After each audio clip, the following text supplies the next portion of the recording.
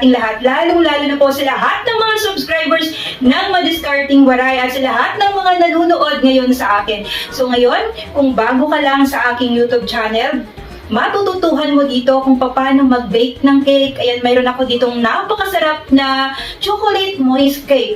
At syempre, hindi pa tatalo at pahuhuli ang ubi moist cake ko na napakasarap din po nun. Sa gustong gumawa ng kakanin, nandito na din po ang aking napakasarap na ubi palitaw, sapin-sapin with ukayo. Yan po ang the best na mga pwedeng itinda natin. Nandito na din po yung mga turon. Iba't ibang klaseng turon. Ayan, napakadami na po akong pwedeng paninda. Mango turon na kahit na ipapak lang natin siya, lalagay lang natin siya sa plastic. Tapos yung mga customer na natin yung magpiprito, pwede po, panoorin niyo po yun. At sa aking kakaibang turon, buko pandan turon, the best talaga yon mga kawaray. At huwag pa ulit, panoorin niyo na po yun at magkakaroon kayo ng magandang pagkakakitaan. Ang pinaka-the best na aking kakanin, walang iba kundi ubi palitaw. At ngayon, gagawa naman tayo ng napakasarap na cake. Ito ay no-bake cake. Ang gagamitin lang natin dito ay cheesecake. Ito lang po. At syempre ang ating fudgy bar. Dark chocolate at chocolate fudgy bar. Ayan lang po ang gagamitin natin. Napakadali lang nito at talaga namang kahit na ngayong darating na Father's Day, pwedeng-pwede na kayong hindi mag-order. Gawin nyo lang po ito. At tsak na makakatipid kayo. So ayan, hindi na natin patatagalin pa. Gagawa na tayo ng chocolate no-bake cake. Ang una kong gagawin dito ay tutunawin ko ang aking dark chocolate. Nasa sa inyo kung anong brand ang gusto nyong gamitin. Ito ay 250 grams at ang susunod ay ilalagay ko naman dito ang 1/2 cup ng ating evaporated milk. Isa lang natin ito sa mahinang apoy at atin itong hahalu-haluin hanggang sa matunaw ang ating chocolate at hanggang sa ma-achieve natin ang lapot ng ating chocolate. May iba't ibang klase o iba't ibang paraan din ang pagtunaw ng chocolate. Pwede nyo din po itong ilagay sa microwave or magpainit kayo ng evaporated milk and then ibuhos nyo na lang sa chocolate. Pero ang ginawa ko para mas madali, sinabay ko na, niluto ko na para mas madaling tunawin itong ating chocolate. Kasi natunaw na natin ang ating chocolate at naging malapot na siya, pwede na po natin itong hanguin. Gagawa naman na tayo ng base ng ating chocolate. Dahil itong ating cake na gagawin ay no-bake cake. Gagamitin ko dito ay fudgy bar. Dark chocolate po ang mas maganda, mas mainam po na yun ang gagamitin natin.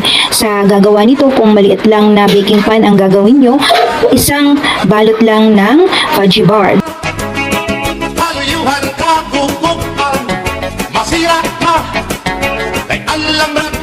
Pagkatapos natin tanggalan ng plastic ang ating fudgy bar, ilalagay na natin ito sa ating baking pan. Ang size ng ating baking pan ay 12 by 3.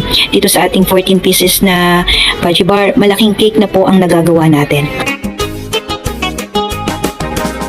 Para mag-form itong ating fudgy bar, ang gagawin natin dito ay pipit-pitin lang natin. Kasi itong ating fudgy bar, malambot naman siya. Nagiging form talaga siya na circle.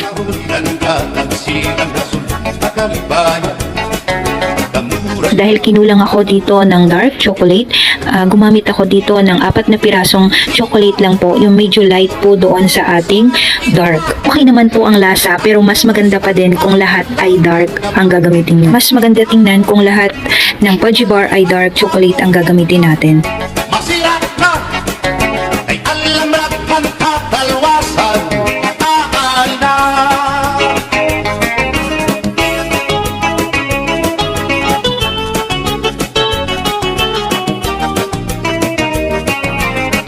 Kapag na-flat na natin itong ating base, ngayon maglalagay naman tayo ng chocolate ganache. Mas masarap kapag nilalagyan natin ito. Mas talagang cake na cake ang lasa nito, mga kawaray. Maglalagay lang tayo ng konti. Kapag nailagay na natin ang ating ganache, ang susunod nating gagawin ay magpe-prepare naman tayo sa ating mousse. Ang una nating gagawin dito ay magtutunaw tayo ng ating gelatin. Ito yung unflavored gelatin, 1 teaspoon po ito. Tutunawin lang natin siya. Kapag natunaw na natin ang ating gulaman, ihahalo na natin ito sa ating ginawang ganache. Halu-haluin lang natin ito hanggang sa mawala na yung pamumuo ng ating gulaman. Pagkatapos nating mahalo ang ating chocolate at ang ating gelatin, itatabi muna natin dahil magmimix na tayo ng ating Everwhip o di kaya Nestle cream or whipped cream. Nasa sa inyo po kung anong gagamitin nyo dito. Everwhip po ba o Nestle cream o whipped cream? Kasi sa tulad ng sa probinsya, wala silang mabilhan na Everwhip pero may available doon Nestle cream. Pwedeng nyo po yun gamitin. I-chill nyo lang po sa inyong rep bago nyo i-mixer.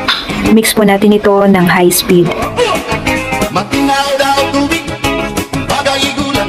Once na umalsa na at medyo matigas na, mag-a-add tayo dito ng condensed milk.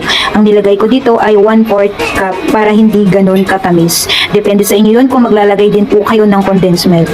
Pero dun sa ayaw ng matamis, pwede naman pong hindi na kayo maglagay ng condensed milk. Pagkatapos, i-mix ulit po natin ito ng high speed hanggang sa ma-achieve natin ang kanyang tamang tikas ng ating mousse. Pagkatapos natin i-mix, ilalagay na natin dito ang ating ganache. Pagkahaluin lang natin dito ang ating ganache, yan lang dahan-dahan po. I-mix lang natin ito. Pagkatapos mahalo ang ating chocolate ganache, ngayon ilalagay ko naman po ito sa ating base. Ipa-flatten lang po natin ito.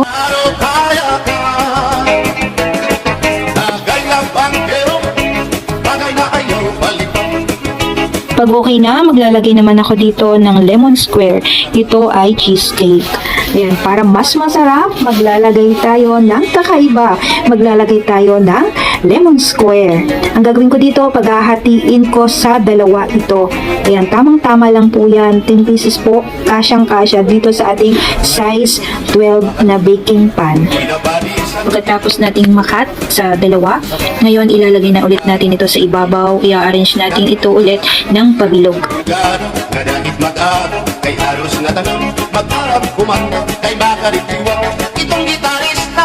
Pagkatapos natin ilagay ang ating lemon square cheesecake, maglalagay tayo ng chocolate mousse ulit sa ibabaw.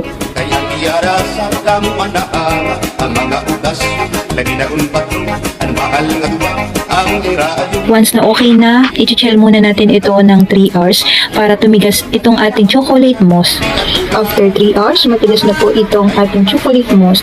Ang susunod nating gagawin ay gagawin na tayo ng mirror glaze. Ang una nating ingredients na gagamitin, Dutch cocoa powder, 1/2 cup. Haluin na natin ito hanggang sa mawala na ang pamumuo nitong ating cocoa powder. Once wala na ang pamumuo, pwede na natin buksan ang ating kalan. Tapos maglalagay ako dito ng Nestle cream. Ito ay 250 ml. Nasa sa inyo kung Nestle cream ang ilalagay nyo. Okay naman kung evaporated milk lang po. Pwedeng 1 cup po ng evaporated milk. Haluin lang natin ito hanggang sa lumapot na itong ating ginagawang mirror glaze. Once na okay na, maglalagay tayo dito ng glucose. Ito yung ating pangpakinang sa ating ibabaw ng cake. Ang ilalagay ko dito ay 2 tablespoon. Kung sakaling wala kayo, okay lang naman kung hindi kayo maglalagay. Pero, hindi siya ganun kakinang, hindi siya ganun tulad ng ginawa ko. Kasi sa iba, lalo na sa mga probinsya, kung nahihirapan kayo maghanap ng ganito, okay lang na hindi kayo gumamit nito. Continue lang po natin ang ating pag-mix hanggang sa lumapot ito. Pagkatapos, maghahanda tayo ng unflavored gelatin. 1 teaspoon lang po ang gagamitin ko dito. Itinuna ko po siya sa tubig. Kahit konting tubig lang, tutunawin lang natin. Then, ilalagay natin siya sa ating mirror glaze. Pag alam natin na okay na, malapot na ito, mag-prepare tayo ng yellow. Kasi ipapalamigin natin ito. Para pagka ibuhos na natin sa ating cake, hindi malusaw. Kailangan pag binuhos natin ay malamig po itong ating mirror glaze. Once na malamig na, pwede na natin itong ibuhos sa ating cake. Oh yeah!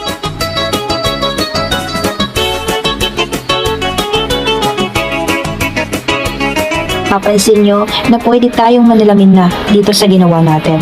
Dahil po ito sa glucose na nilagay natin. Kung sakaling wala kayo nito, hindi nyo po ma-achieve ang kanyang pagkakinang. Ayan, natapos na natin lagyan. Pagkatapos naman ay maglalagay tayo ng chocolate chips. Nasa sa inyo yun kung maglalagay pa kayo sa gilid. Waray karigo, kay may nakita ko ikaw, waray upan. Kumatuhan sayaw, waray upan. Sinmayawin chatsa, waray uan, waray karigo. Dahil palapit na ang ating Father's Day, para hindi na kayo mag-order pa, gumawa na kayo nito dahil hindi nyo na kailangan ng oven o steamer. Pwede na po kayo gumawa. Pwede nyo po yan lagyan ng Father's Day. Ayan, nasa sa iyo yan kung anong pwede nyong ilagay. Alam ko na kayang-kaya nyo po itong gawin. So ayan, halina kayo at tikman ang ating napakasarap na mirror cake. Ayan po, napakasarap nito kahit na hindi natin to binake. Sobrang sarap. Ang mga isang Oh yeah. pamatik, ang sagdon ni nanay, kay pinhi hatuna, damuhan panulay. Ayan, sa gustong gawing business itong ating cake na ginawa, pwede po yan. Pwedeng first slice ang benta nyo. May nabibili po yan, yung lagayan na yan. Nabili ko po yan siya sa Lazada. Pwede nyo pong gawa ng paraan para maibenta nyo ng first slice ang ating cake. Napakadaling gawin.